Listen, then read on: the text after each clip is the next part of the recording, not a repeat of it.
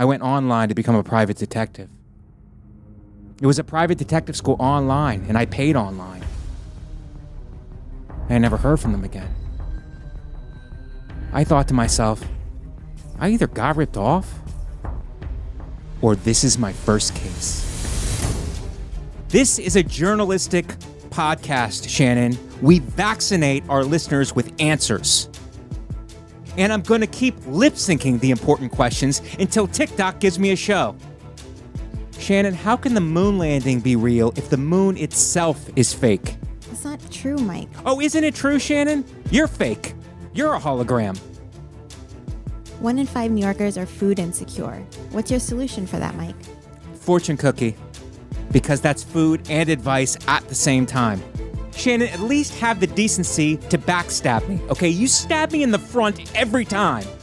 Some fans can't watch the podcast because they're triggered by our sexuality. And message to those fans, we will leak a sex tape right into your mouth. This is Mike Vecchione Investigates. And you're not better than me. Welcome to another episode of Mike Vecchione Investigates, everybody. It's your boy. It's Mike Vecchione. I'm here, guys. I'm here for you. I was in North Carolina this past weekend at Good Nights, which is a great club, and I had a blast with the low-income whites of North Carolina. I really had a good time with you guys. It's not like the rest of the country says. You guys are really, really great, and I had a lot of fun with you. And it's such a great time at Good Nights. And I spent 2 days there, and my brother actually lives in North Carolina. He himself is a low-income white. It hits close to home when I say it. I don't take it lightly. My own brother, blood of my blood, now a low-income white, living in North Cackalack. And so I had a great time there, and flight got delayed. They tried to delay me to 6 p.m. The flight was at 1, delayed to 6. That's 5 hours for those of you who dropped out of the 8th grade, which I assume is most of you. And, but I wasn't having that. I wasn't going to stay in North Carolina, even though I love it. I thought it was a plan by the low-income whites who live there to try to keep me there and perhaps make me a low-income white. So I got on the phone, Delta, Super Medallion member, just to let you guys know, that's a high echelon member of Delta. I'm royalty in terms of Delta, gold card, Super Medallion. Often bumped up to first class, often bumped up to comfort plus.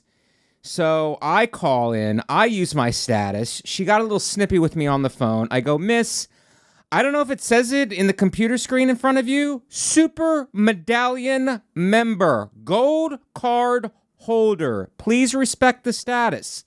And she looked at my miles in my bank, and she immediately changed her tone. And sometimes you don't want to get that way with people, but sometimes you have to.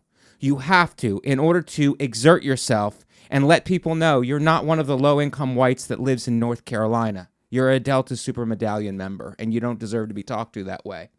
Changed your tune, got me a 6 a.m. flight. Was there one layover? Yes, there was, in D.C. I had to go to D.C., our nation's capital, and I waited there for an hour, and then boom, back in LaGuardia by 11. And I go home. The apartment is cleaned. Compliments of Miss Katie Hannigan. It was a beautiful job. And took a shower because I don't want the stench of basic economy where I was sitting on me all day. I washed off the poverty. Got right into bed. Slept for 3 hours. Got back up. Had myself a reasonable dinner. And enjoyed the rest of the night. So had a great time in Carolina, would do it again, don't want to stay there longer than I have to, enjoyed the people in small doses, and then almost was tricked into staying there by a low-income white, but managed to maneuver the situation with my higher echelon problem-solving skills, got the hell out, back to civilization, back to New York. So thank you for the weekend, North Carolina. I hope to do it again soon. The people were great. It was a really fun time. So... but I have to come back and do this podcast in studio. I know you guys hate the ones that I do over the internet, over Zoom, but sometimes my schedule doesn't allow for me to be in studio. But anytime it's possible, I am in studio. I'm doing it for you guys. And I came in today, and I was offended, Shannon. Immediately, right off the bat, there's, I'm not lying, 15 pizza boxes. This is a low-carb podcast. We preach it, we live it, we love it. Having the waiting room where the drug addicts from Gas Digital coalesce. Having pizzas there is a little bit of a sign. It's a little bit of a sign that we don't respect this podcast. We don't respect your space.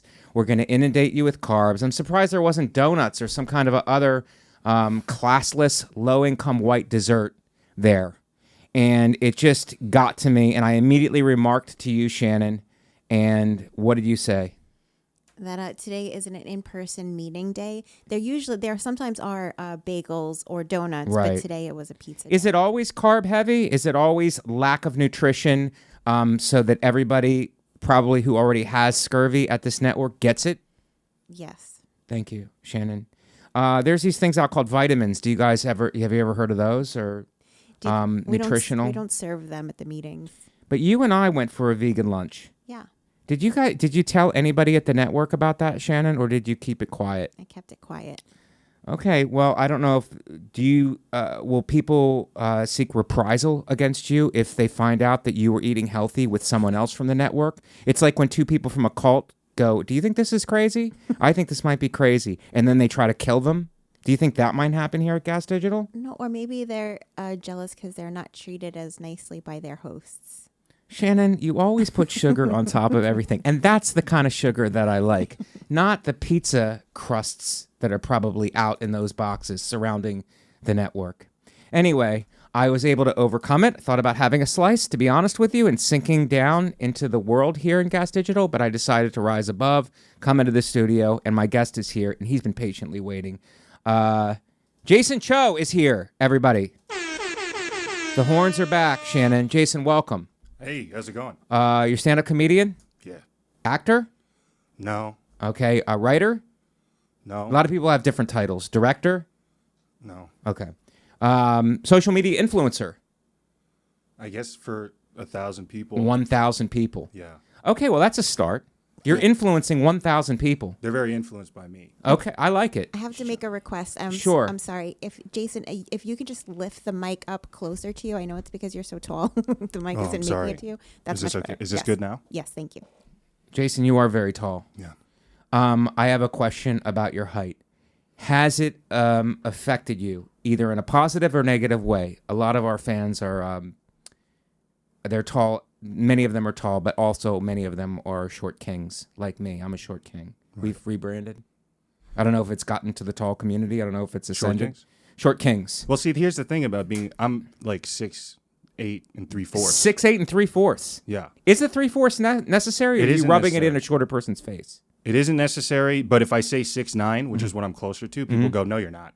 Oh, really? Yeah, so I have to bump it down to go 6'8". It sounds more reasonable. But what I was going to say... It's better to undersell and overdeliver. Right. Would you say that? 100%. Me too. That's what I live my life by. Yeah. Yeah. But 6'9", you have that 69 thing, which is like rad. I know, they think I'm cool. Yeah. But you just go 6'8", you play it humble. Yeah. And then you dunk on them. I wish. God, I love that. But I was going to say that I think really short guys and really tall guys, it loops back around to where they're kind of the same. We're like kind of freakish and displaced from the sexual marketplace. Displaced from the sexual marketplace. I don't think you're displaced from this. I think we are displaced from the sexual marketplace. Short and I guys? think what you're doing is you're trying to marginalize yourself with us. We're an oppressed group, and you guys are the winners. So instead of just walking around with a king hat on going, I'm a winner, you guys are short losers, I can't even see you. You guys are trying to marginalize yourselves now with us. We're a group. I know it sounds like that. Yes. I know it sounds like that maybe because it is that. Do No, you ever think I just nailed it? I think that, but you got to cut some sympathy for your friend. You Right. think we're not friends. You think we're mortal enemies, right? Well, because you're taking all the women. When I see a not short me. woman with a tall guy, I go, that's not fair. So That's do I. not fair. Get a slightly taller guy who's a giant to you. There's no need. You're spiking the ball. You're spiking the ball in people's faces, and people don't like that. Doing a touchdown dance. Do a small celebration. You don't do a whole choreographed touchdown dance on the shorts. I agree, because I'm not the tall guys. I'm the freakishly tall guys. Okay, you're the freakishly tall. Yes. Yeah. We're a different class. People don't make this distinction. What is it called? Giganticism? Yeah. What is the thing called that Andre the Giant had? Giganticism. Giganticism, yeah. A tumor on the pituitary, if I believe. Do you have a tumor on your pituitary? I don't know. I don't think so. I stopped growing, so I'm You probably stopped not, growing. Yeah. Those guys After grow you got instantly. 6'9", you were like, that's enough. Yep. At 16 too. You were 6'9" at 16, Yeah, and then stopped. and you're Chinese, Half Korean, half Chinese. half Korean, half Chinese. Yeah. And how did that affect your communities? Did they think that you had a beanstalk back in your home or something? I'm trying to compare this to some kind of a fable. Well, like You know what a fable is? I do know what a fable is. Okay. Is there a a lot fable? a lot of our fans are living fables, which Right. is pretend fake life because they don't have a real one. Yeah. I mean, I got called Yao Ming a lot. Okay. Like Yes. tens of thousands of times. And did you ever reach out to him to see how he handled it? Like how he handles like being a tall Asian person, He person handled- of Asian descent. What do I say to not get canceled? This is good. Oh, it's a good one. This is good. Okay. Yeah. Asian American. Asian American. All right, that's good. Yeah. And you may call me an Italian American, or short American. We're real big on labels here. Yeah. When you look at me, do you think of me more as a tall guy or an Asian guy? A tall Asian guy, but tall first. Yes. Tall first, because if anything got physical, I would have to deal with your tallness, and then the Asian part, which I assume is karate and other forms of martial arts. Right. The tall is gonna. The that's my tall is first gonna move. the reach. Yeah. The reach. I see if I can diffuse the situation with my tallness first. Yeah. And then I bring out the kung fu. Okay. Yeah. Is Kung Fu is not Chinese though, is it? It is. Kung Fu is Chinese? All right. Taekwondo is Korean because I took it when I was young. Cross-cultured. And karate's Japanese. And karate's Japanese. Yeah. But you and I have a lot more in common than the fans think because we're both noodle heavy people. That's true. Okay? And there's always this fight between our communities, and our communities are getting smaller. Your Chinatowns are surrounding and then taking over our little Italies, and we're forced to move out to the Staten Islands of the world. Shannon, I'm glaring at you. And it's getting smaller and smaller, much like a spaghetti when you wrap it on a fork. Yeah. It gets smaller. It's an ethnic analogy for those of you listening and keeping score. But we're both... I'm just going to say it. The accusations are that we stole the noodle from you, and we've rebranded it. Is that true? Would you say that? Would you say that the Italians have stolen the noodle from you, a lo mein, and turned it into from lo mein to linguini, which might be a good name for my next album? Yeah, I believe that. You believe that we've stolen? Because there was no noodle in Italy. Right. Then Marco Polo goes to China, and then suddenly your spaghetti, linguini everywhere. It just pops up like mad. I wonder what happened. I wonder what happened. Yeah, we stole it and then rebranded. Yeah, but I will say this: you guys probably do it a little better. You think so? In some context, yeah. In what context would you say? I mean, with the whole mystique that we have, and we really try to we go, oh, there's the linguini, we have fettuccine, we have spaghetti, we have angel hair. They're just different sizes of noodles. You're acting like you're giving all this information, meanwhile you're just basically saying one thing. Yeah. I'm calling fraud on it. Your thoughts? How? And also, I don't understand this. Sometimes I'll put like a noodle with a particular type of sauce, and then they'll be like, "That's an outrageous combination." Yeah. Like, what makes it outrageous? Don't Italians love to get furious over nonsense? What are you doing? Yeah. What are you doing? You never do a spaghetti with a papa. You know. Oh, yeah, like a bolognese? No, that's not right. You got to do that with a fettuccine. Oh, a thicker noodle? A thicker noodle, Dominic? Really? Yeah, I don't get it. I don't get it either. I'm frustrated with them. Is it really texture? Is that important? I think none of it's important. I think it's all the same kind of noodle. They're just slightly varying it and then charging you $22.95. Yes. You know?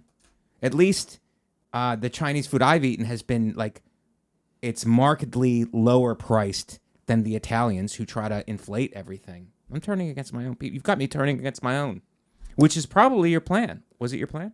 A little bit, yeah. Okay. You want to be... And we can't do that. Okay. I wish I could induct you into Asianness.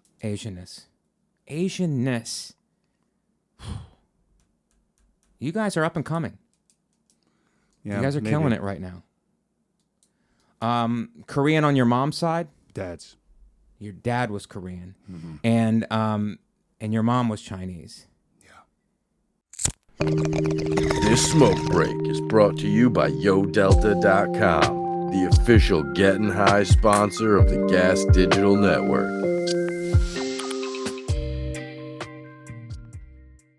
And where did they meet? North Korea? Yeah, they were helping each other escape. So, Okay. but no, they met in the States. Oh, did they? Yeah.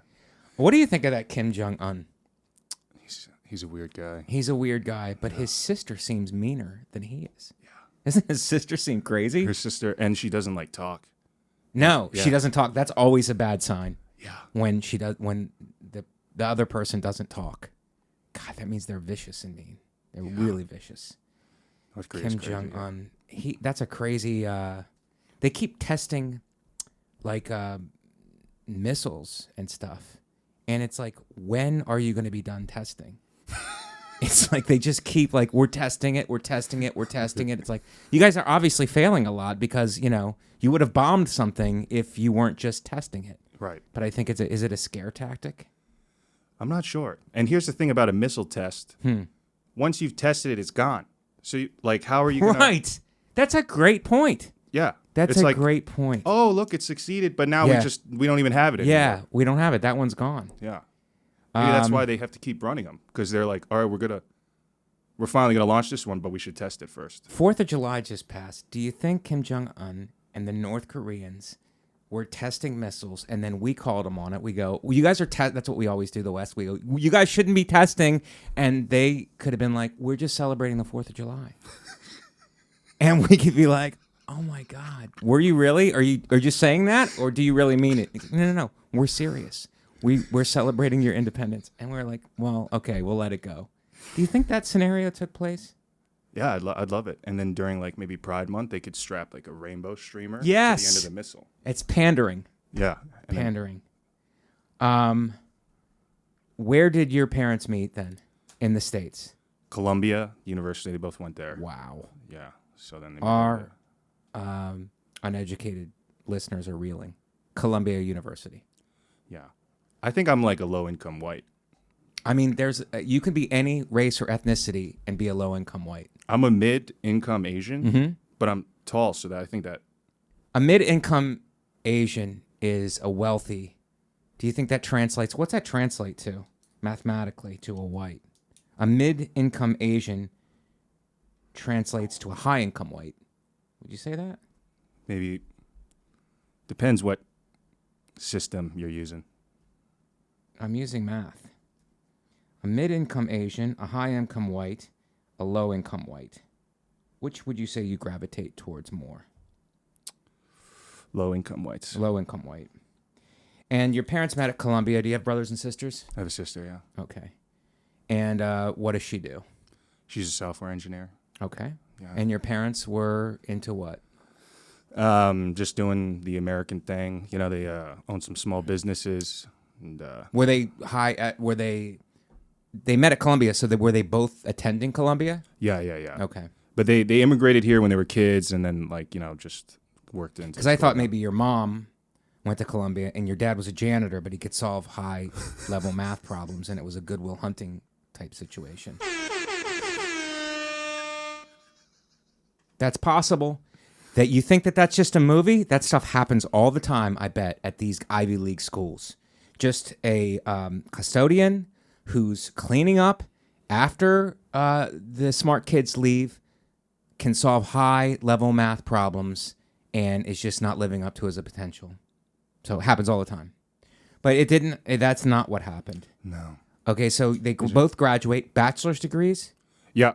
My mom has a master's, and then my dad went to business school. Okay. Yeah. And then your dad opened up a series of businesses. Yeah, they opened up. Well, he took over my grandfather's business, which he opened when he immigrated here. And what was that business? It was like a textile factory. Very cool. But you see how you're like Italians have businesses too. We bring our whole families into the businesses and then force them into it and make them feel guilty if they don't take it over. Yeah. Was it the same in your culture? Oh, 100%. Yeah. Yeah. And textiles is dangerously close to marble, which is in brick. That's kind of our field.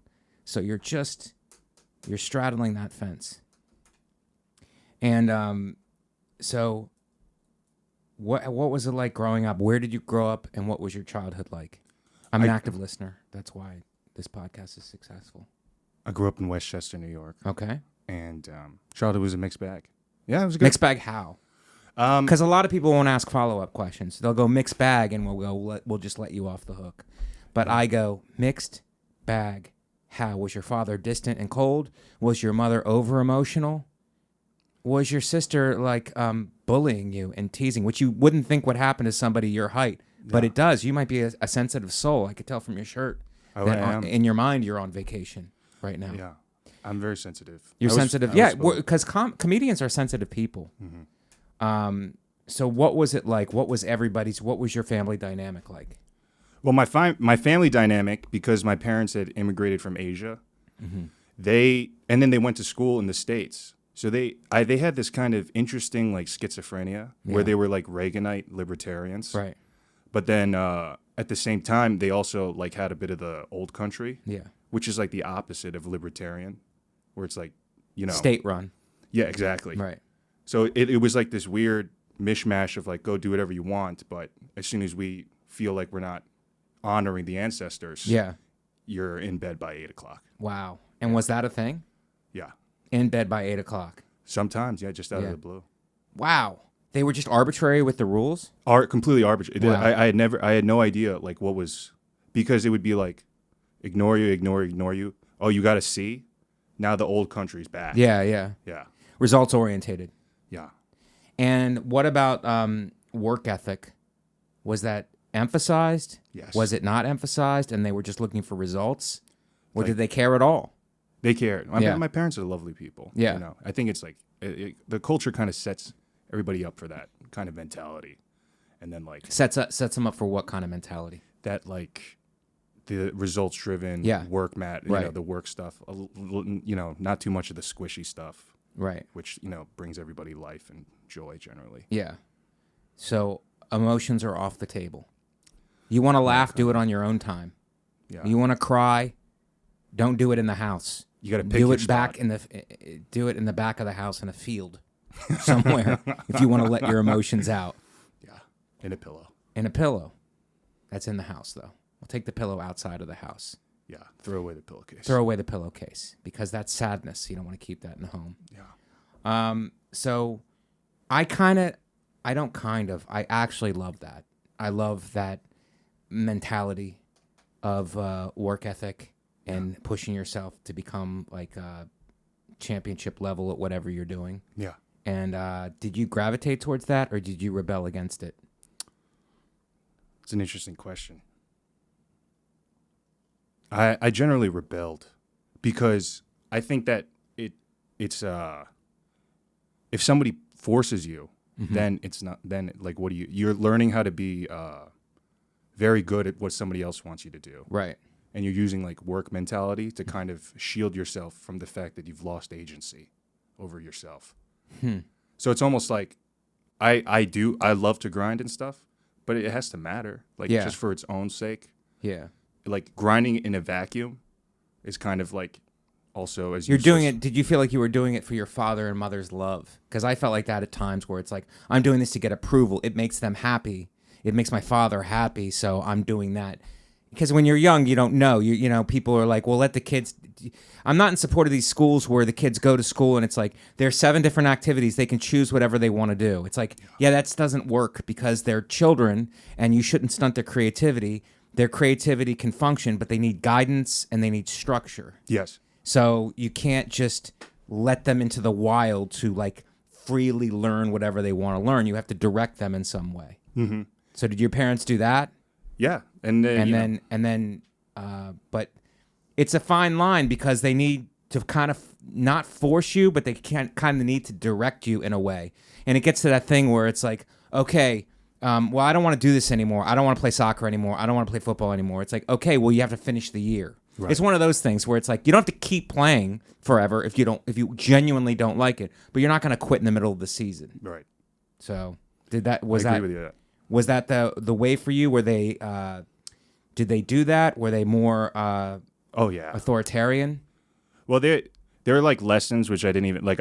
Like when I was a kid, my dad, he would be like, "You're coming to the shop today, to The work." textile shop. He owned a food business later. Okay.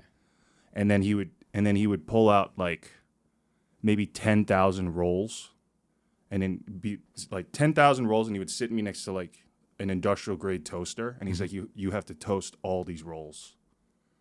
Oh, for food. Okay, For toast food. those rolls. So then I would toast rolls for like 6 hours. Right. And at the end I would be like, he wouldn't pay me anything. We would just drive home. I'd be like, why? Right. But now it's like I use that every single day. The feeling of just like standing in something that you don't like. Yeah. Just learning how to do that. And learning, and was there animosity in your mind as you were doing it? But even at that age, did you know, oh, this is for some kind of a reason? I love and trust my father, so this is some kind of a reason. Or was it just pure bitterness as to like, this guy's forcing me to do this and I hate it? Yeah, it was probably more of that. Yeah, more of that. Yeah, of course. Yeah. But in reflection, you look on it, you're like, oh, that was good for me. Yes. But wouldn't it have helped if he explained what he was? I find that you can do that. You can actually do that and be like, look, this is what it is, and this is going to be very hard. But here's what I want you to get out of it. That's hilarious. Because my dad, he told me this maybe 2 years ago. Mm-hmm. He's like, the reason why we don't, like Koreans, we don't tell our children we love them Right. is because we don't want them to get too arrogant. Wow. And I was like, oh, I just thought you didn't like me. Yeah. Yeah. That's an easy mistake. Yeah. I mean, I was Because like, of the kids whoops. you don't know. Right. And they don't want you to get soft, so they don't introduce love into anything. Exactly. Like, oh, this kid's going to, if I tell him I love him, then he's going to think he's the best and Right. fuck up. Well, there's a thing where thinking you're the best and getting the most out of yourself because you're thinking you're best. It's the difference between confidence and arrogance. Yeah. It's You know so what I mean? subtle. It's like if you're, I kind of understand that if you're too, but not telling the kid that you love him or her. You have to tell them so that they have some kind of a self-worth and that they feel good about what they're doing every day. Right. But if you don't tell them at all, then they just feel like they're being punished. Right. You know, it's like that thing. Somebody makes this comparison. It's not mine, but they make a comparison about like if your like arm hurts. You know, it's like if you don't know what's wrong with your arm, it's like you start to get nervous because you're like, oh, I have to go to a doctor. My arm hurts. But if you're working out and your arm hurts because you know that you're working out, it's like a different mind. You're like, oh yeah, it's supposed to be sore. It's supposed to hurt. Right. You know, so. But did that work out, or did it not work out? Which aspect? The aspect of him not. How did you respond to that when he said, "I'm not telling you I love you because I thought it would make you weak"? Koreans hilarious. don't do that because they think it'll make you weak. I think it's the funniest thing. It's Really? so funny to me. Yeah. I think it's like hilarious just to like look at a child and be like, this kid better not get an ego on him. Yeah. Yeah. That's so funny. Yeah. Like, what's he going to Did he ever think of doing the other thing, which is to tell you love you, but then constantly criticize you, so then you have no self-confidence that way? Oh, yeah. I mean, Yeah. But I don't want to, they were great. My Yeah. parents are stellar. Right. You know, I think it was like, the way I see it now, it's like, we live in such a different context Right. than they did. Yeah. It's like, do you know Maslow's hierarchy of needs? Yes. I feel like we're living in a different bracket than my parents were. Right. Like they were like focused on survival. Yeah. And like how do you not be killed and stuff. Right. And I'm working on like self-realizing Yes. myself. Yes. And it's like for those two people to look at each other, it's Right. like they're gonna think the worst because it's completely different Yes. needs. But I think that there's a good aspect. Obviously, you want to tell. I don't think that theory is right. If you don't tell a kid that you love them, that it'll make them mentally tougher. But I don't think that's true. I think there's a way to you tell a kid that you love them and give them affection while still instilling mental toughness in them. Mm-hmm. I think what we're doing today is the opposite. It's like we're taking all the mental toughness out of it, and we're giving them too many options and too much. It's either coddled or neglect.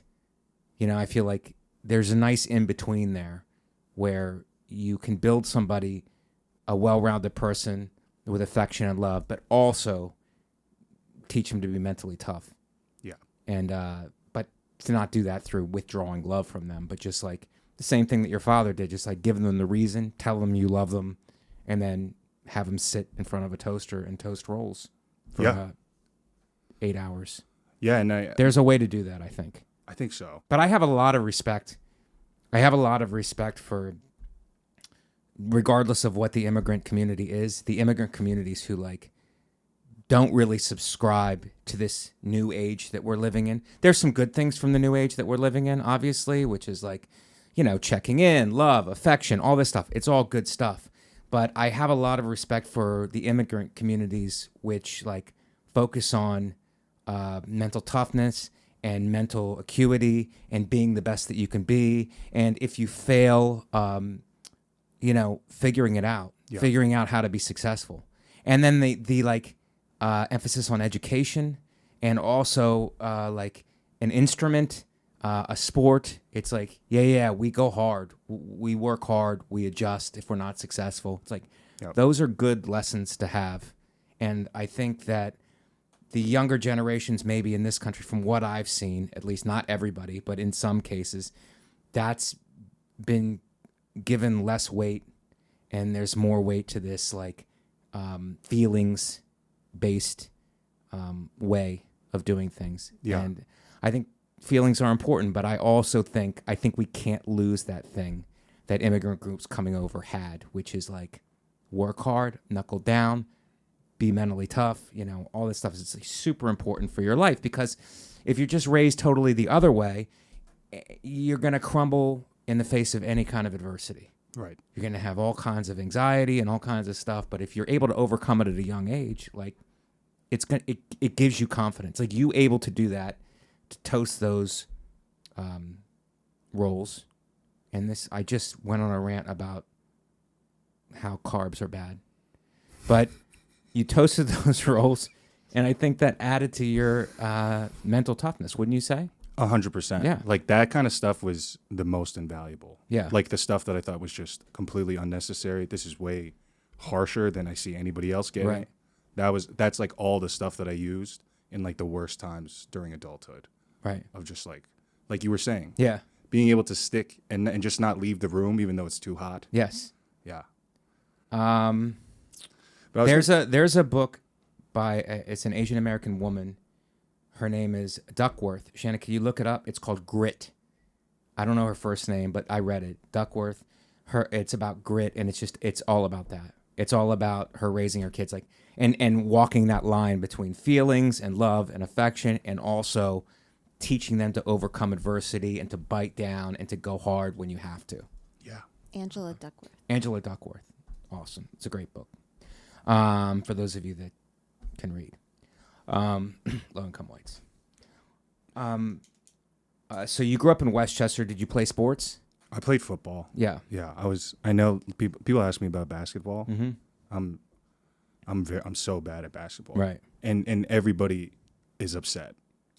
Like, right, because they think it's a waste to be that tall. 100%. It's like you have other talents, maybe. Yeah. Yeah. What was your position in football? Left tackle. Okay. Yeah. And were you dominating? I was, but like. Did you like to hit? That was Did the you thing. enjoy the contact? I enjoyed contact, but as soon as I had a kid beat, then I hated it. Yeah.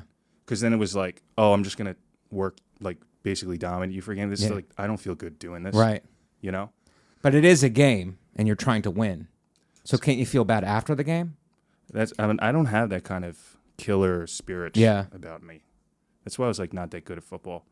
But I love. But so you just let the guy sack your quarterback and go, well, at least he feels good about himself. My quarterback is in the hospital. No. I would never do that. Did you protect the house? I would protect the house, but if I like laid a kid out, Yeah.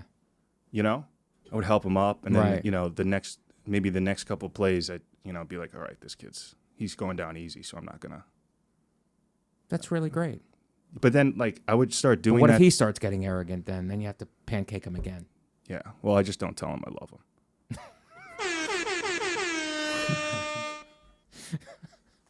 I said the word pancake and our fans got hungry. But that's what's called in football when you lay somebody out. You pancake them. So how are your grades? I'm going to be your parents now. How are your grades? They were pretty good. They were good. Yeah. And what college did you go to? Carnegie Mellon. Okay. Is that in Pennsylvania? Pittsburgh. Pittsburgh. What'd you think of the Burgh? Love Steel Town? Love it. You loved it. Yeah. I'm originally from Youngstown. Oh, yeah. Yeah. Yeah. Which is close. Mm-hmm. Ever been to Youngstown? I didn't. No, Yeah, but I knew you're people not from missing there. anything. Yeah. Kidding. For those of you in Youngstown, hometown, love you guys. Mahoning Valley, 330. So that's awesome. And then you moved to New York when? Right after school. Yeah. How old are you? If I don't 30. 30. Yeah. So you moved after school, and then how did you get into comedy?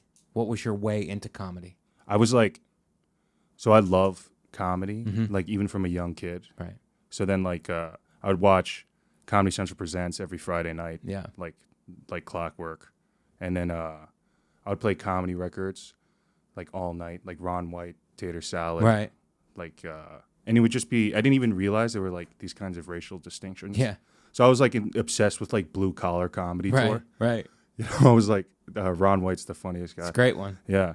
And so I always wanted to do it, but then I was too scared. Right. And then, so then college, I was like doing creative writing and stuff. I did that for like 5 years. Was that your major? One of them, yeah. Okay. You had several different majors? Yeah. Or you switched, or you had double majors, triple majors? I double majored. Wow. Yeah. Did you play football? Yeah, 1 year. 1 year. Yeah. Creative writing. And And what else? behavioral economics. And then Okay, I bet your parents pushed for behavioral economics, and and they said if you want to do creative writing, do it on your own dime. I already set that up on my own, so they wouldn't say anything. Oh, okay. Yeah. Do you kept creative writing a secret? No. But Okay. I was like, don't worry, I'm going to cover myself financially. It's not letting Right. me do this. So what kind of economics? Behavioral economics. Behavioral economics. And what's that entail? How's that different from regular economics? So like regular economics, like they always expect like if you gain $1 and you lose $1, Right. That's like equivalent utility. So that if you get it $1, it would be like +1 utility. And if you lose $1, it'd be -1 utility. That makes sense to me. Right. But that's not actually how our minds work. Okay. So like basic economic theory is based on that. But what actually happens is like gaining $1 is not worth as much. Like if you lost $1, that hurts more than if you gain $1. Oh, wow. Yeah. So they realize that like human beings have like these interesting biases where like we feel losses way more than gains. Right. So to get $20 feels less good than feels bad to lose $20.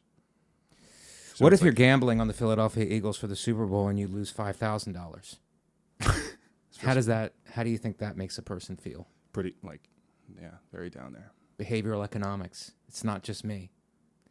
So that's very interesting. Yeah. That's very interesting. So that's what it's all based on. Or your feeling. Yeah, it's Your like feeling about losing or gaining money. The losses hurt much more than the gains because the gains we just take for granted. and we human beings have a bias towards like negativity Yeah.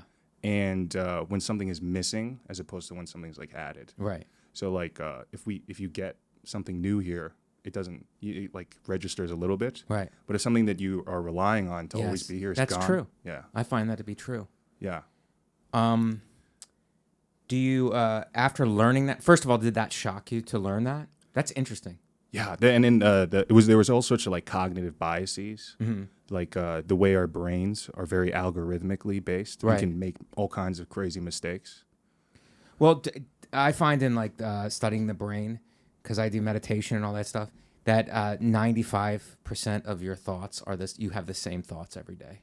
You're just running on a loop, which is like you're in the matrix. You're programmed, and you're just having the same thoughts every day on a loop. You very rarely come out of that. How did you figure that out? Somebody said it, and then somebody said it, or I read it in a book, and then when you're meditating, the whole thing with meditation, have you ever meditated? Mm-hmm. Okay, well, the whole thing is just to watch, at least mindful meditation is to breathe, focus on your breath, focus on your body, and it's not to stop the thoughts, it's just to notice them passing through and being the witness to these stories that your brain comes up with, or these pictures or words or feelings. It's like just watching it and then releasing it, watching it and then releasing it. And after you do that for a while, you realize how active your brain is. and how much nonsense it presents Right. to you. It's just nonsensical. It like just keeps moving, and then you realize it's like, oh, this is the function of the brain. It's like a survival mechanism, and its job is just to keep churning out these thoughts. But it's weird that 95% of the thoughts are the same thoughts. You're in the same situations. If you have any kind of a routine every day, you're in the same situations, and it triggers the same thoughts. I come here every Monday at 4 p.m. I walk in. I see the people I see. I get coffee. It's triggering all the same thoughts. Right. And it's weird how we have this illusion that we can have as many different thoughts as we want, or we're this free will illusion, but really you're kind of programmed. Yeah. So That's crazy, yeah. And then it's even like I heard this thing by like Sean Webb. He taught a technique where like if you ever have a thought that's like I am this or I feel blah blah blah, you instead replace the word I with the me. The me feels because like the thoughts you're identifying with the thoughts. Exactly. Yeah. Where it's like whenever you have a thought like that, like I am blank. Yes. It's like your brain produced a thought and then you're identifying with that. Yes. And it brings you Right. Into it. You're too Yeah. close to it. You ever having an argument with somebody? Are you married?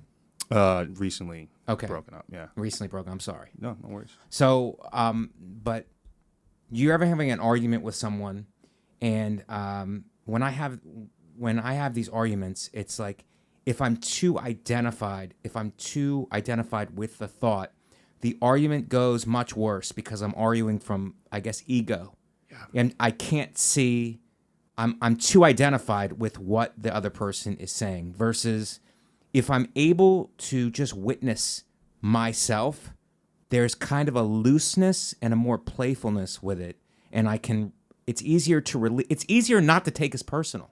Yes. I don't know if that makes sense. It's like, 100%. It's easier not to take personal and to let it in. Like, this person is not really, they're arguing kind of against my behavior or whatever they perceive, but they're not, even though it seems to be directed towards me, it's not actually me. And if I can maintain that distance and focus on the actual argument, and I try to do it also, like the thing I'm trying to do now is like focus on the actual argument, don't personalize it so much, think about solutions, and be able to take, regardless of who you're arguing with, there's something in taking the situation over with love. You can get your point across in a charismatic, loving way. You could take it over in that way instead of forcing it and yelling and trying to like make it happen that way. Yeah, I mean that's beautiful. Yeah, well, it's just like a thing where it's like, because we all are conditioned for the way we grew up, and I had a great upbringing, but it's like you're taught to deal with things that way through example, and it's like, oh, you don't know that there's any other way to deal with things. You're like, oh, this is just the way you deal with it. It's like, well, so either I have to lash out or shut up and eat it. It's like, no, there's another way to do it. You can take up for yourself and argue it, but you don't have to have all this vitriol when you're arguing it. You can argue it from a loving way and get a better result. I completely agree. And a thing I've been adopting more is to realize that like paradoxes are actually closer to being right. What is a paradox for our fans? Paradox is like two truths that don't feel like they could exist at the same time. Okay. But and yet there they are. There they are. So like in what you were saying about how like, you get over attached, it's like it's almost like you're choosing a narrative about what's going on. It's like you're choosing to be a Democrat or Republican about this. Right. And then we all know how that goes, where it forces you to not look at like 50% of the data. Yeah. So that's when I would go, okay, actually paradox of having like, I'm right, they're right, I'm wrong, they're wrong, all exist at the same time. Right. That's actually like probably closer to being right. Right. Than if I just go, I'm completely right and she's completely wrong. Right. Because you eliminate the thing of perspective. Right. It's like once you start talking and fleshing it out, it's like, oh, from this perspective, this, and this. It's like, oh, I didn't even see that. I didn't even see, this is why you're making the argument because of this perspective. Right. And then you get a paradox because you get multiple truths from multiple perspectives that are all the same situation. Right. But it helps you. It helps to like disassociate with yourself in a way, so that you're just dealing with the argument. So it's such a weird thing that if you just are able to give it the argument some space from yourself and not identify with it, how much more effective you could be. I'm shocked by it. Yeah. I'm really shocked by like how that actually works, and I've been so much more effective in arguments when I can separate. But I think that's from like not to keep punching like the meditation thing, but that's really what I mean. It's the same idea. That's why they call it a meditation practice, because that is in fact what you're practicing. You're you're practicing not identifying with your brain, and like letting your thoughts go. Yeah, and it's crazy that you found that through meditation, because like the guy who I was listening to, the Sean Webb guy, yeah, he was saying how anxiety is caused by we have like an idea map of of who we are, right. And then whenever that idea map gets violated, it brings up our anxiety level. So that's why, like, in fights, whenever we feel like I'm being threatened by your accusations, because it seems like you're characterizing me as this type of person, which I don't believe in, and makes me feel like I'm a bad person. Yeah. So then I have to...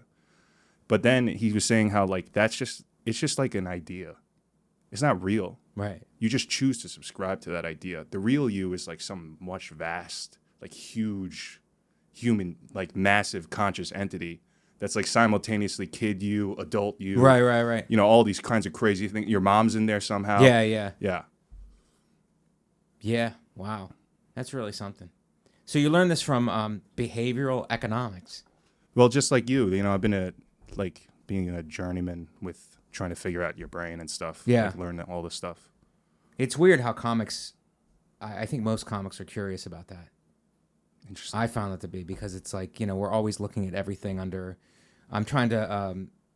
I went to the doctor's today, and I was trying to write more healthcare jokes. So it's like, okay, I'm going to the doctor's today because my blood pressure is high. I need more blood pressure medication. I have to check in, whatever. So I go, and I'm like, I should really pay attention to everything that happens, because all of this is potential jokes, from checking in and proof of insurance and dealing with the front desk people in the waiting room, and then going in and like waiting in the smaller waiting room, which I think Seinfeld has covered. You know what I mean? It's like the one waiting room, the other waiting room, and then you know, the doctor coming in for like the woman taking your vitals. I don't know if she's a nurse at this point. I don't know what she is, but she's taking your vitals, and then the doctor comes in, and then another person takes your blood and all this, and then they give you referrals that you need and then send you out. So it's like, okay, none of that is funny yet, but it's like, it's almost like drawing up those points to be like, and I guess the creative writing thing will come in, because if it's, and none of that is funny, it's the what ifs. What if this would have happened? What if that would have happened? There was another person in the waiting room. Like, what was she in there for? What was like, you know, like the secretaries, what kind of day are they having? Do they get health insurance? Do they have to pay for it? Maybe they didn't have health insurance, and they ran up a debt, and now this is how they're working it off, by being the secretaries.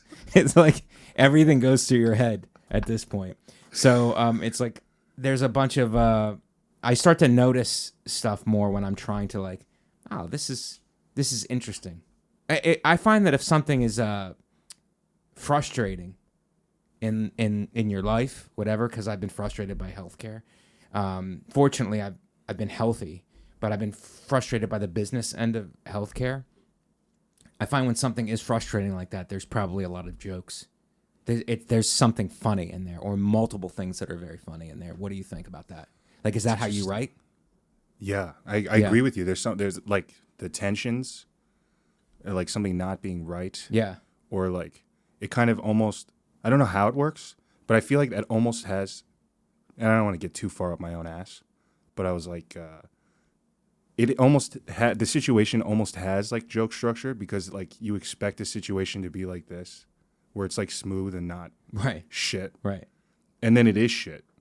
Right. So that's almost like quasi kind of jokey thing right there. Yeah, it's like what went wrong. And then if it went wrong for you, it probably went wrong for a lot of people. Yeah. It's probably very relatable. You know, I was thinking, this is something that's funny. It's I love all the mob podcasts, the Mafia, all these guys like, the Mafia is kind of a shell of what it was. So these guys, they're faced with life sentences, and they become cooperating witnesses, and they do their time, and then they come out and they do podcasts. So I find them to be wildly interesting. Anyway, I was comparing the Mafia with healthcare, and what the Mafia would do is they would threaten to hurt you if you didn't pay them, whether you had a business, whether you owed them money. It's like they would threaten to physically hurt you if you didn't pay them. That's what the Mafia is kind of based on. That's how it succeeded. And healthcare is the opposite. It's like you're already hurt, and then they won't help you unless you pay them an exorbitant amount of money. So it's like the opposite, but still just a gigantic shakedown. I think the healthcare, like Blue Cross Blue Shield, is the new Mafia. Yeah. I mean, that's just something.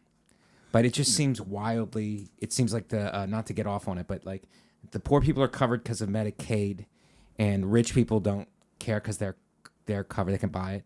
But it's like the vast middle class, and I guess you could get it with your job, but if you're like off, like we're like private contractors, it's hard to get, and it's hard to, it's not, there's no nice way to do it. I found, like, I was trying to get this catastrophic insurance, which is like $200 or $300 a month with a $10,000 deductible, which means you're only paying that in case something catastrophic happens to you, a bus accident, you get a disease that was unforeseen, like something. So it's like, I kind of made that in my head. I go, I would pay $300 a month just to have that security blanket that if something big did happen, and then I would just come out of pocket for everything else. I was willing, and then I called them, and they were like, no, that's for somebody who's 25 years old. That's not for you. It's not available for you.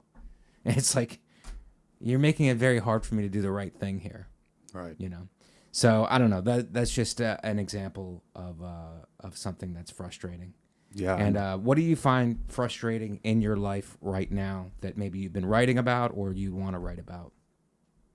Well, was I talking about the health insurance? Sure. I was like, well, I love those mob things too. Yeah, I love them. And then These guys are so interesting. They're such interesting, and not to cut you off, I apologize. I'm an active listener and an empath, and the fans know that about me. But those guys are so interesting, and their stories are crazy interesting to me. But the only problem with those guys is they have one story to tell. And after that one story is and they do a fantastic job of telling them. Most of them guys are just born storytellers. But after that story, it's like the content. There's no more content. Right. Like, we're comedians, so it's like we could just go joke. We could just, talk about whatever's going on and then make jokes about it. But it's like they have that one story. So go ahead. I'm sorry. What were you going to say? I forgot, but I always wanted to ask you this, or I always wondered about this, like the whole thing where they beat up the guy for not paying the money. Yeah. Like, I feel like that doesn't. How does that help? You get the money if he keeps getting beat up. Like, he's supposed to earn money for you, Right. And you keep kicking his ass.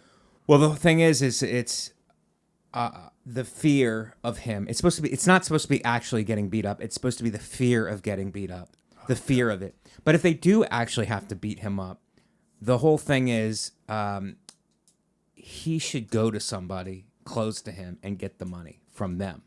I see. Get the money from someone else. I don't care, but just I need to get paid. So whoever you need to get the money from, get it from them. I see. Like, you know what I mean? It's a weird thing. I think that their thought process is once you're put under enough pressure, you'll figure out how to come up with the money. I see. I mean, that's the whole. Because I mean, like, if you got a loan from I guess they do that same thing too. Where if you get a loan from a bank and you don't pay, Right. they start they're not nice to you. No, they start tacking on interest. But the way they do it is they white collar ruin your credit. So, you know what I mean? Like, they ruin your credit. They, no one else will want to give you money. You'll have to go to somebody illegal. From my understanding, I'm not in that kind of life, but it's just like they take you apart financially and credit wise, so that you have to come up. Like, if you're gonna rent a place and they do background checks, like you have to come up with all the rent. Right. Before you get, and that's problematic because then once they get the money, then they don't have to do anything. Like, if something's broken, they're like, we already have this guy's money. We don't have to do anything. Right. So Yeah, But he was my dad. My dad actually grew up with the mob. My dad grew Did he up with really? them. Yeah, because when my family first immigrated here, they went to Bensonhurst in the 70s, and he had like his neighbor was like a made guy, Wow. and he would like help him out, my dad's family out like in the early days. Wow. Yeah, so that my dad like loves the mob. Oh yeah. Yeah, because he's like I knew one of those guys. Yeah. He's a nice guy. He's a nice guy. My father was a guy too who was like, he was saying this a long time ago. He was like with numbers and gambling and stuff like this. He goes, yeah, the government would be doing this if they could. You know, it's like when the government does it, he always used to say that. He goes, when the government wants to do it, it's legal. They make it legal. When other groups do it, it's illegal. You know, it's like it's all, you know, these guys. I mean, they are what they are. And then I think those guys are like anybody else in life. Some of them are decent. They're criminals, but some of them are just genuinely good guys. And at heart, they're just chose a criminal life. And some of them are complete monsters. right. I mean, from what I've seen. Yeah, I mean, and then he was telling me how like the mob was like they're the cops for the people who can't go to the cops. Yeah. That used to be what it was back in the day. Yeah. But now there's a thing where it's like they don't kill anymore. They don't kill anymore because it's not a moral thing. It's just too much prison time. First of all, you're going to get caught now. There's no not getting caught. Everybody gets caught because there's cameras everywhere and witnesses. I mean, the government really has their number as far as busting them. Mm-hmm. So you commit a murder like we do a murder and then you get jammed up in a drug charge or something where you're facing 30 years. Your ticket out is to give me up for the murder and then you'll get 5 years and then go free and then I'll do life. Right. So there's no getting away with a murder anymore.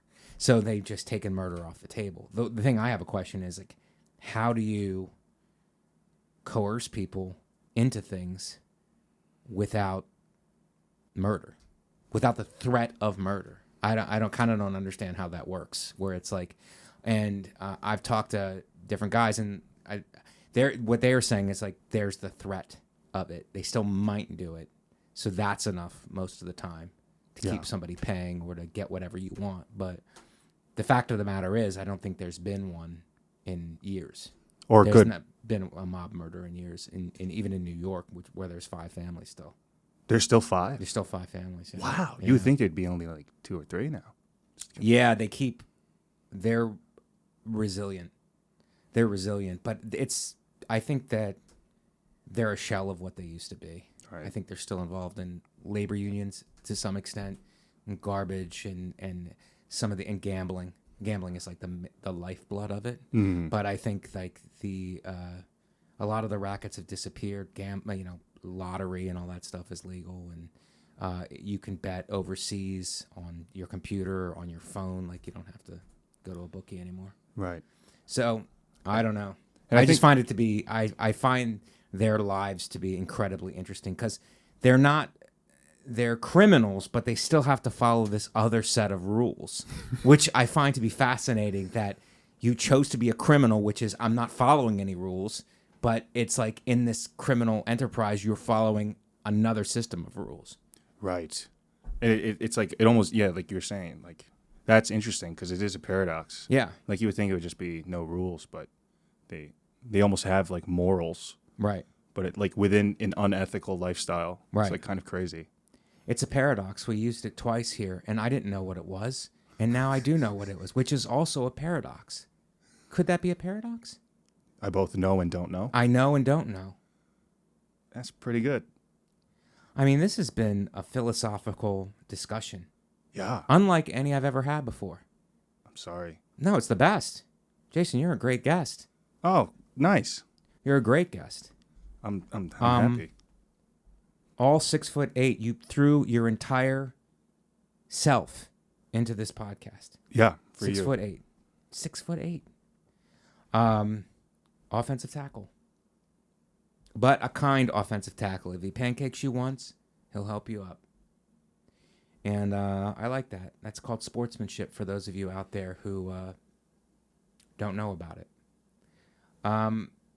Let's quickly go into how you got into comedy. So creative writing, Yeah.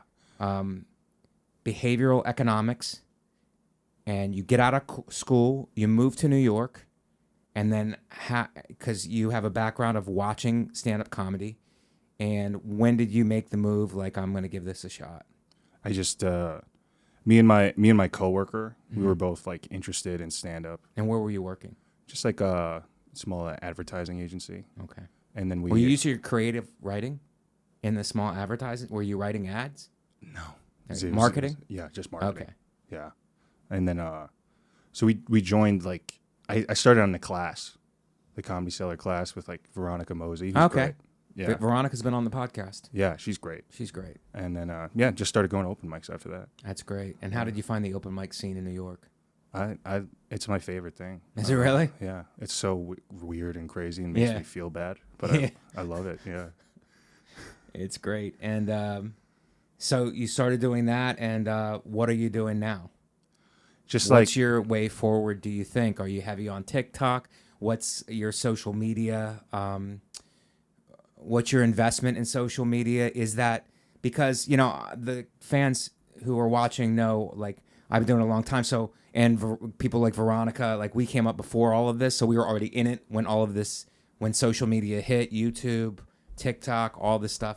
So what's the way forward for a younger comic? well, I don't know, man, because I actually just want it to be kind of like, I don't want to be weird, but like you, like people like you, where Right. it seemed like you got to work the craft Yes. for a really long time. Work it through the clubs, yeah. Yeah, and you kept working, and it wasn't shown to people. It Right. felt like more of like you worked under anonymity and darkness Yes. until it was like something really. So I always thought that was what I was gonna do, Right. which was just be nobody knows me for like 15 years. Right. But it seems like that doesn't kind of No, that fly. model's out the window now, Yeah. yeah. But there is still something to be said for working in the clubs in anonymity, to craft jokes. Because, like, you and I know, and I don't know if the people watching know, it takes a while Yeah. to actually craft material. And it's a lot of trial and error. It's over a period of time. And now the question is, it's like, do you develop it and release it? Do you develop it and wait to put out a special and get behind that? It's like, I think the thing is it depends, I think, where you are. I think if you're a big name and you're already selling a lot of tickets and you're already wildly popular, I think if you release that kind of stuff, it's going to hurt you in the long run. But I think if you're still emerging and you don't have a fan base, I think you could put it out and then bring it back together for a special. Right. And I don't think people mind seeing it a couple times. Even if they do see it, most people won't see it a couple times. Most people only see it that one time. But it's like, because just different platforms, and you don't know who's on what, and if they miss it, and Yep. whatever. So I've been kind of doing a thing lately, like when you first start doing a bit, how it's like you get like sort of this grace period, yeah, where it's good, and then you have to like work it. It gets bad, and you have to right, work it, it goes up. right. Yeah, So I was like, you throw that first wave of jokes at it, and it's like, okay, there's something here, but this isn't it. This isn't, and that's that frustrating part. That's that dip you're talking about. Yeah. And then you keep coming at it. If you just it's that grit we were talking about. It's the toasting rolls in a toaster for 8 hours, but with a joke. Replace bread with the joke for those of you at home who are barely following along. Yeah, that's what it is. but I was almost thinking like, what if I've been sort of testing this, but like, what if that first pass you post that, because you probably like felt good about it, Right. and it was okay. Yes. But then you wait, and then later on you Yes. develop it. So then later, I hear what you're saying, but it's almost like the thing online is going to get so many more views true. than the thing in the clubs. So if that works for you, that's fine. But it's like you could release the thing online and it's like 15,000 people see it versus 50 in a club. So it's just a matter of like, how many people do you want to see it? Would you rather hold it back? I don't know. I think the thing that I said where it's like you can release it and people can see it, and then if you put it in a special, I don't think people mind it anymore. Unless you're an established name, then they kind of get mad where it's like, I already saw this because everybody's watching everything you do. If you're like a Tom Segura or my friend Nate Bargatze, it's like if people are watching everything they're doing all the time. So I don't think they can do that. But like us, we can do that. How do you personally like, because now it's like so much, like the workflow is so much longer because it's not only like writing, then doing it, then filming it, then it, you know. Right. How do you like fit all of that into your head, and how do you still like carve out the adequate space to like write the jokes properly? Because my question comes from this place, which is like sometimes I get so into the weeds with thinking about this stuff. Right. Then you go back to like trying to do fun writing stuff. Yeah. And it's like I can't get it, you know. Yeah. So it's an interesting thing. It's difficult because you need to put, regardless of how you do it, you need to put content out online, I think. So you're trying to gain followers, you need to put content. So that does demand some time. You need to work on that. But also I used to be all over the place joke-wise, you know, just looking for jokes and then trying to put it together on stage. Now what I'll do is I'll still do joke writing here and there, you know, because the best jokes are coming from cross-referencing stuff anyway. Mm-hmm. But I will lock onto a topic. I'll lock onto a topic and try to develop the topic. And I'll try to throw every joke I can behind that. Because then it's like you're not searching for jokes on stage. It's easier to keep things together. And then when you go to do an hour, you have these well-developed chunks at your fingertips and you have access to them. So it's just like an allocation of energy. It's like I used to allocate my energy to like joke all over the place, whatever joke is funny, whatever joke. Now I have a little bit more confidence in myself and I'm like, okay, what do I find? I've locked onto something. I was like, that's a joke. That's a good joke. It's like, is there more there? Maybe I could develop a chunk on that. Maybe it goes another direction. I don't know. Like it's like you map it out. Like, and that's where maybe a creative writing degree comes in because it's like, you know, you have a bunch of jokes about a topic, and then what is it at the level of story? Because at the level of story, it's like that's really connecting with people. The story, you know what I mean? I find like you could do joke, and the jokes are good and the jokes are great, but I find it if you're talking to them at the level of story, it almost takes the jokes and puts them into a context that's more relatable to them. Interesting. Yeah. So, wow. I mean, that's what I'm trying to do. And then I once you have these, it's very satisfying to have like a developed chunk of material, and then to be able to go with it, and then to move between these chunks while you're doing an hour, which used to be the goal, you know, doing an hour. But like, I mean, there's ways to do it on your, I've written stuff journal wise and then done stuff on my phone and then watched it back and then, you know, take notes on it. Like maybe I can go here, maybe I can go here, like these different avenues to improve it, you know, and then take it on stage and then see how, you know, the stage is really where you get the feedback. Right. You know, does it get easier? It gets, it's still like challenging, but it at least you have the confidence to be like, oh, I've done this a bunch. I've done this a bunch of times. I've done this with this. I've done this with that. It's like, but there's that dip that you're talking about where it's like, is this going anywhere? Is this going to work? Like, I can't, this is like half done. It's like sitting there half done. Right. But it's like, if you do the mental preparation beforehand, it's like, I got to think about it. I got to like, I'm going to put some more, it's almost like mindset, like, I'm going to develop this. I'm going to develop it. I'm good. There's something here that's funny. It's on the way. It's on the way. And then you keep coming at it. And then the next thing you know, you have it. It starts to roll. And then it's like, oh man, it's very satisfying to do that. I just had a chunk like that where I just finished it, and I still have to finish it, but it's just rolling in such a way where it's like, I'm very proud of that. That's enough to keep me up. Right. You Do you think that the like sort of forcing yourself to stick with the conceit of the chunk and knowing that you're going to be delivering for this higher level theme, like almost keeps you in the box with it instead of being able to like right keeps you in the box, but it's like you don't want to be too in the box because then you get stagnated. You're like, oh, there's nothing else here. There's nothing else here. That's why it's like I'm stuck on a couple of things. Not stuck, but it's challenging on a couple of things. It's like, okay, all right, now it's time to think outside the box. What's the level of story? What's the level of story here instead of just trying to come at it with jokes? Or maybe you're stuck on the story, so it's like, what are the jokes here? Right. And it's like reading more about it, watching stuff about it, listening to it, and then and then other stuff too, because you can plug in stuff that's outside of the realm into the bit, and that's what actually turns it, I find, sometimes. Wow. Yeah. It's so random. It's random. It's really weird, but like the whole thing of just like showing up and working on it is huge because you're coming at it differently every day. Like one day you might not be rested. You know what? It's like I'm frustrated, but the next day you might have sleep. You might have worked out. Like you feel different coming at it. Mm-hmm. So like that triggers something. It's like you're coming at it with a new mind. It's like you're coming at it with a new brain every day. I feel like, you know. Right. Do you find that? Yeah. I'm mostly sad every day, so maybe not. Well, let's do plugs real fast. It's really a pleasure to have you on, man. This was great. Thank you, man. It was likewise. It was really fun. I'm at Comic Mike V on all social media platforms, at Comic Mike V. Thank you for joining us for the YouTube premiere Wednesdays at 6 p.m. Keep coming on. Keep the chat alive. Thank you guys so much for supporting. MikeVecchione.com for dates.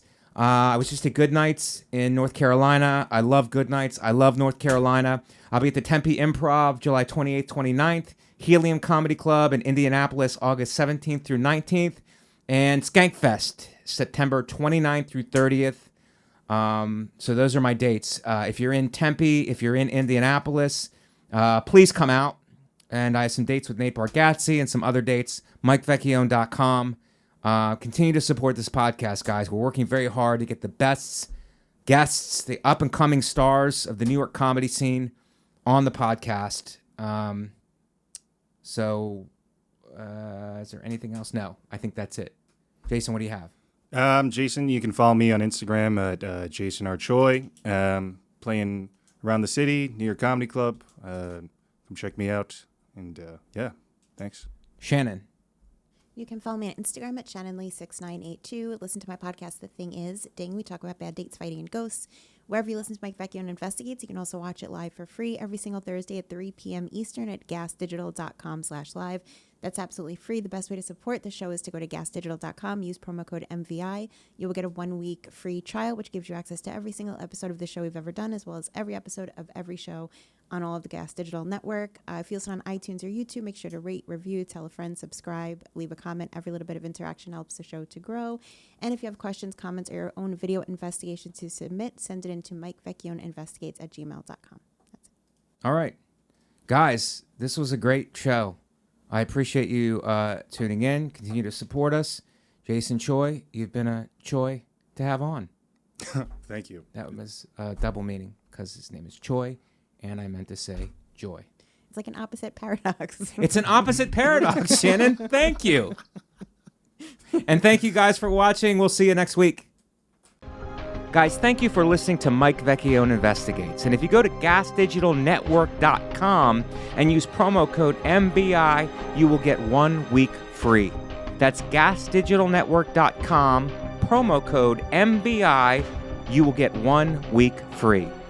Thank you again for listening to Mike Vecchione Investigates on the Gas Digital Network.